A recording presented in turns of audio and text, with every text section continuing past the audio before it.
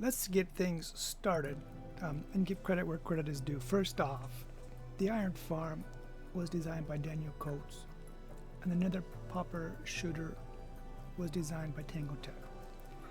I did not design either of these, and I'm not trying to say that I did. So let's just get that straightened away.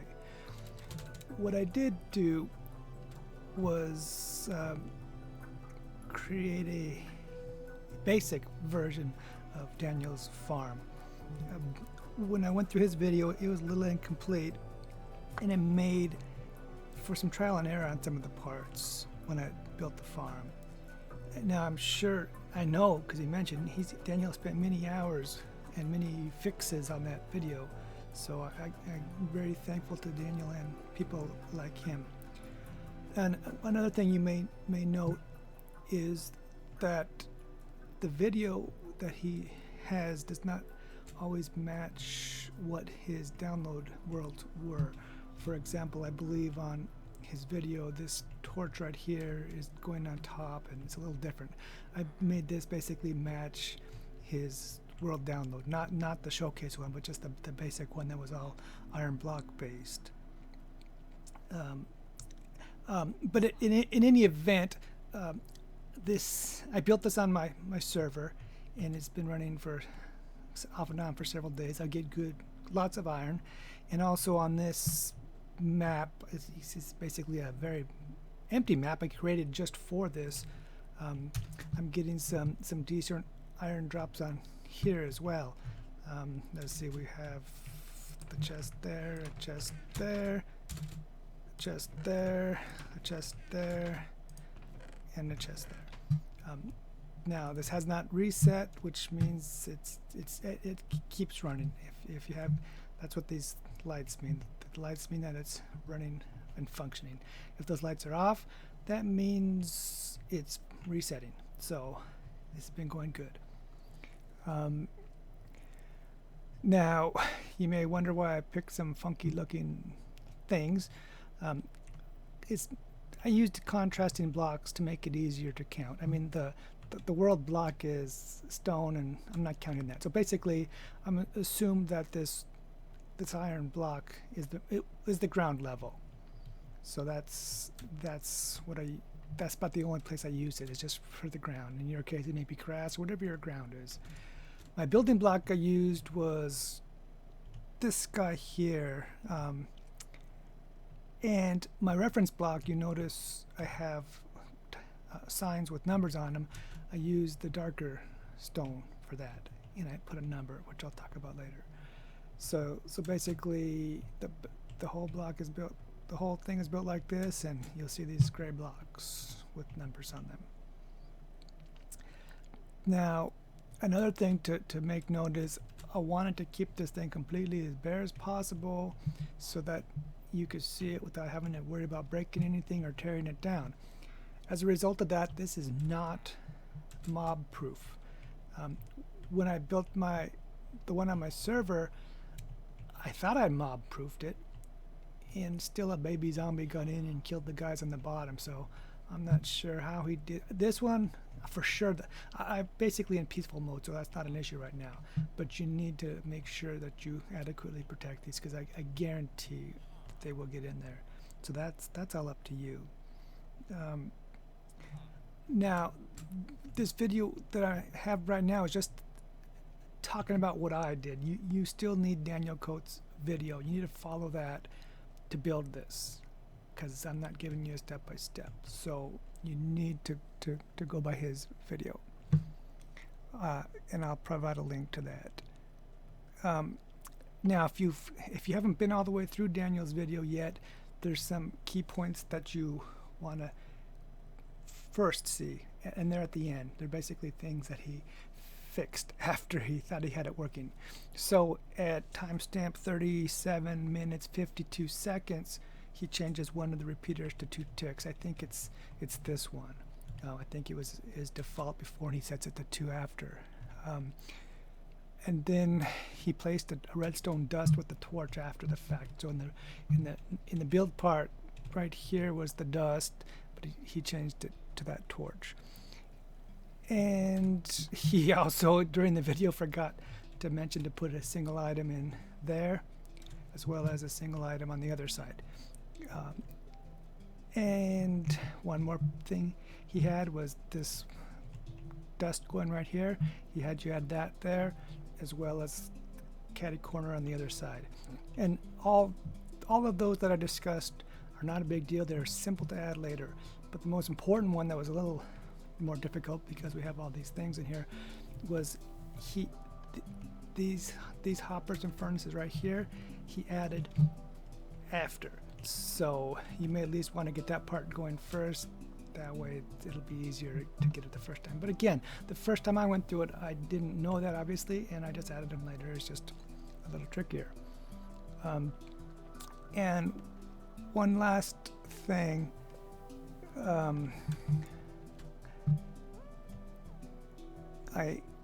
He mentioned about I think he said about 20 villagers. I'm not sure. He didn't sound very certain, so I just put 25 villagers in here. So I put the 25 villagers in there, and then all the other ones I have one in each. I did everything in creative mode, so I didn't. You spawn eggs, so you got to figure out how to get them in there yourself.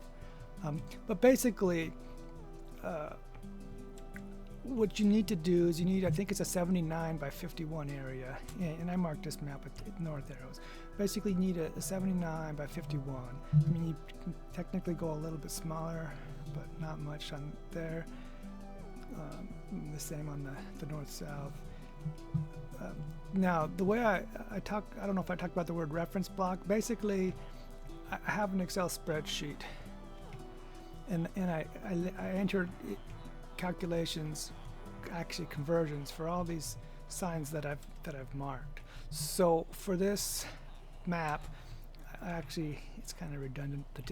The ID, reference ID 10 and 11 are for that block. So that is the most important thing. You're gonna enter that. Actually, that is entered in the spreadsheet as the source. So if you get the spreadsheet and use this map, this world download, as your reference, actually you don't even have to use the map. You just need to get the spreadsheet. But obviously the map would be helpful to download. And you pick your spot. You need to determine where you want that block to be on your map. So wherever that block is on your map, you're going to enter the XYZ in the worksheet, and it'll give you your XYZ coordinates for all the other blocks. So all the gray ones with the signs, it'll tell you exactly where those need to be when you place them in yours. And again, that 770 is I signed it up for an ID, but when you look at the spreadsheet, it will have an actual X, Y, and a Z coordinate. So it's on all those signs. It's also more difficult places, like the end of there. Got one on the redstone. So it's on a bunch of the key places. And it's over on there. And in one of the parts in the video, it took me a bunch of trial and error. Daniel talked about making the uniform, if you put a roof on, or if you cover the thing to make it uniform, so you don't mess up your villages. And I forget. I think I had to add this part here. I don't know, but it seemed to. Maybe it's a coincidence. I added these up here. They kind of match the ones down here. So basically, I don't know what exactly is necessary. I had to play with this part a lot, because in the video, I think actually in the video he has this looking differently than his download, but his download, he has the iron blocks going enclosing both the east and the west village pillars, so that kind of makes it difficult to strip off the casing without knowing if you're going to mess up the pattern, or well, basically without messing with the villages. This pattern does work, because again, I use it in my server, and I've used it in this, so I know it works. And even the tricky stuff down here I marked. I mean, some of the more difficult places to get into, everything. I think the only place I don't have signs is on those 4 blocks there and those 4 blocks there, because I don't want to try to worry about breaking anything. But I do have the gray reference block in there. So even even as we talk, we're spawning things. So basically, this will, I hope, help somebody. The other thing I want to mention, which is in his video, it's in his showcase download. He has a different kind of poppy shooter, but I remember seeing Tango Tek's on his Iron Titan, so I retrofit that or modified it to work on here. And basically, again, I have references on there on how things are set up. I put this glass and those on just in case I didn't want the if I didn't want the poppies going in the portal. I think this is in my spawn. This is in my spawn chunks, so I don't think it's an issue of it going away. But I believe if I go in the out of the overworld, that gets into the end or to the Nether, even if it's in spawn chunks, I think it can reset the villages. I'm not exactly sure. So basically, what Tango Tek's that you just saw there, what it does is every I think 45 seconds it shoots a poppy into the Nether. So I believe that keeps the villages from having to be rebuilt if you again leave the overworld. And you can check his Iron Titan video at timestamp 17 minutes and 28 seconds. That's when he builds this thing. But his fits in differently into his Iron Titan than this does here. Basically, the way I implemented here was I cut into I extended the stream, and I basically just cut into it, and that comparator, actually that hopper there, that's the one where you that's the filter hopper. It's directly in the stream, and that's how it hooks in. Basically, when it passes all the tests as being a poppy, that's when it drops down and goes into there, and it drops down one and it goes into the dispenser, or dispenser, not dropper. And I preloaded those with 9x64. It may have filled up by itself by now, I don't know, but Tango mentions if it empties before you're away back or something, it could cause it to reset. So I just put them in there just but it has been shooting them in, because I did go in there and I did see that they're coming out. And let's see, and I think, because before I turned it back on, I think I had some in here, so he was already shooting a bunch before basically I set up the portal, but I didn't light it. I wanted just to get it shooting. And again, I'm in peaceful mode, so there's no mobs, and I used the stone so wouldn't get any animals. However, I still did get bats, so I torched this place up a little bit just to get rid of the bats. That's basically my build of Daniel's Iron Farm with DanielKotes Iron Farm with Tango Tek's Nether Poppy Shooter. And I hope it helps, because you spend a lot of time building this, and if it's not working, I mean, for example, when I built this one, it was working, and basically these go one by one to set up the villages when it's in build mode reset, and it finished, and I had the iron golems, everything was looking good, except when it got to the end, it started over again, and it took me a while, and I looked down, and I looked down at the dropper, and that item hopper, I think that's the 32 villages. So basically, when it resets, it puts them in the dropper, and then each cycle through the village that goes down, and by one, and you know, and basically when it's empty it stops.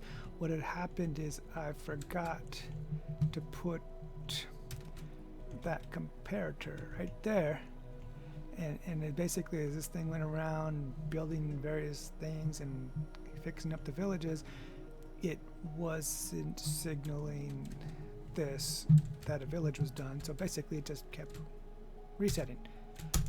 But that was some good troubleshooting, and I got it figured out. But again, this is the second time I've built this. Look at 3 of those guys. It's the second time I built this, and the other one's working without a problem. This one's been working without a problem. So if this is any different than Daniel's video, it's probably because it matches his world download. I started to build it to the video, but then I believe at the top of this tower, this part here, I think it was way different than what was in the video, if I remember correctly. So that's when I used his the non-showcase, just his other iron download world as a reference to build this. And I don't honestly recall if I used it as a reference. I think the video worked for this. I don't remember, but basically if it comes out looking like this, it should work, because it works for me. So I hope if anybody's having problems that this helps them, and hope to make some more videos someday. Talk to you later.